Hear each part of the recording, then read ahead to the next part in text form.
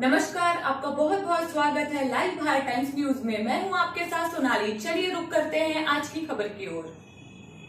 शहडोल जिले से खबर है। जिले के गोह पारू थाना क्षेत्र में भीषण सड़क हादसा। ट्रैक्टर में सवार एक मजदूर की मौके पर मौत, 3 गंभीर सहित कुल 9 मजदूर घायल। घायलों को इलाज के लिए मेडिकल कॉलेज में कराया गया भर्ती। ट्रैक्टर में चालक समेत 10 मजदूर थे सवार। धान की रुपाई के लिए ट्रैक्टर ट्राली में बैठकर जाते वक्त अनियंत्रित होकर पलटी ट्राली। घटना के बाद चालक मौके से हुआ फरार। गोह पारू थाना क्षेत्र के पलसऊ रतहर रोड की घटना बताई जा रही है। कांग्रेस की आज हालत झूठ के आधार पर होगी। भागो भागो का और कुछ नहीं हुआ। कुछ इनके बाद तथ्य होते हैं तो कुछ होता। इनके गणेश गोदियाल ने वहां बॉम्बे में बद्रीनाथ धाम की स्थापना की। ये तो क्या है कि बहुत हताश और निराश है विपक्ष। उनको लगता था तीसरी बार मोदी जी आएंगे, सब इकट्ठे हो गए, तब भी कांग्रेस सैकड़ा पार नहीं कर पाई। तो कुल मिलाकर बहुत है। और उत्तराखंड में दूसरी बार लगातार सरकार आई।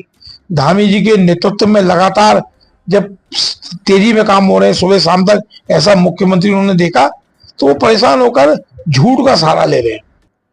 और जनता सब जानती है। अभी धामी जी गए थे केदारनाथ, वहां के धार्मिक लोगों ने, वहां के पुरोहितों ने इतना जबरदस्त स्वागत किया।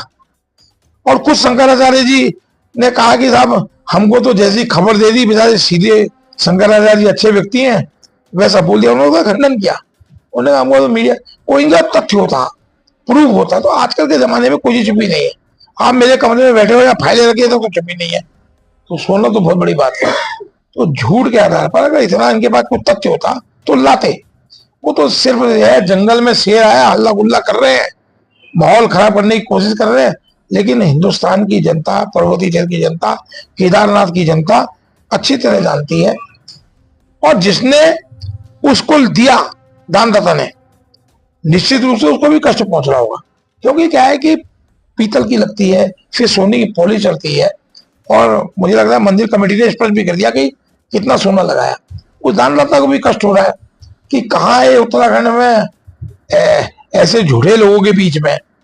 वो तो भगवान केदारनाथ पर उसकी श्रद्धा थी। मेरी श्रद्धा 100 रुपए की है तो मैं 100 रुपए चढ़ाऊंगा। अब कांग्रेस के लोग कहते हैं अरे 500 रुपए कहाँ गए, 500 रुपए डब्बू भाई के कहाँ गए। अब कौन इसका जवाब देगा। और कोई तथ्य नहीं है, खाली एक नौटंकी है। हताशा निराशा की 500 सीटें बुरी तरह आ रहे हैं। 60 जगह वो हारे हुए हैं। हाथा और बंगलौर का उन्होंने हाल देख लिया कि जनता बिल्कुल तैयार बैठी थी। 500 वोटों से हम चुनाव हारे। उनको पता है कि तीसरी बार बीजेपी आने वाली है, केंद्र में भारतीय जनता पार्टी की सरकार आ गई है, तो वो फ्रस्ट्रेशन में कुछ भी कर सकते हैं। देखिए, भूलने का कार्य क्या, शंकराचार्य जी जो हमारे सनातन धर्म के सबसे बड़े संरक्षक हैं, जब उन्होंने इस पे प्रश्न चिन्ह रखा है इस विषय में, उसका कम से कम संज्ञान लेते हुए, चलो ठीक है, आपको लग रहा है कांग्रेस राजनीति कर रही है, क्या शंकराचार्य जी भी राजनीति कर रहे हैं? क्या उनकी बात का भी खंडन करने को भारतीय जनता पार्टी के लोग तैयार है? मेरा उनसे सवाल है। उन्होंने भी जब इस विषय को उठाया, उन्होंने भी कहा है कि इस पे जांच होनी चाहिए। तो जांच से क्यों बच रही है भारतीय जनता पार्टी? हम भी तो ये कह रहे हैं कि जांच करवा दीजिए, दूध का दूध और पानी का पानी हो जाएगा। इसकी जांच तो हो, तब कोई निर्णय पे आया। अब केवल भारतीय जनता पार्टी के प्रवक्ता जो वो बोल रहे हैं, तो ऐसा नहीं है कि वो सत्य के इतने बड़े संरक्षक हैं कि वो जो भी बात बोलेंगे वो उसे सच मान लेंगे। क्योंकि हमें पता है भारतीय जनता पार्टी की कथनी और करनी में कितना फर्क है। उनकी जो ये वर्तमान की केंद्र की सरकार है, चाहे राज्य की सरकार हो, अव्यवस्थाओं का जो अंबार है, लूटखोरी, भ्रष्टाचार, जिस तरीके से अपने पूरी तरीके से कब्जा जमा चुके हैं, इस पूरे भ्रष्ट तंत्र मंत्र पे हमारा और जनता का विश्वास उठ चुका है। शंकराचार्य जी ने जो बात कही है, उन्होंने भी इस पर प्रश्न चिन्ह उठाया। उनकी बात का संज्ञान लेते हुए अवश्य